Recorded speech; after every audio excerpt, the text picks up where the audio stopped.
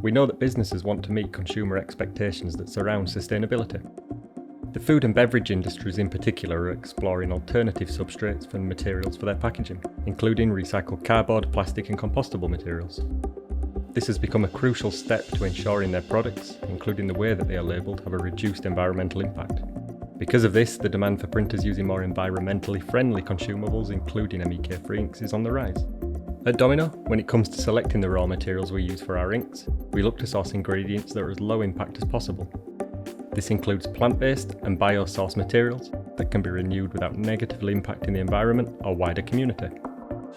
MEK-Free inks have been used more and more because they typically emit fewer volatile organic compounds, which affect indoor air quality and contribute to the formation of ground-level ozone.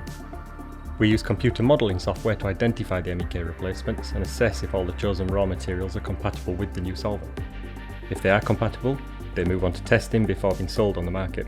These are the best options for companies who are looking to reduce the exposure of their employees to solvents, reduce their makeup consumption, improve air quality on existing production lines, and ultimately reduce their environmental impact from coding and marking equipment.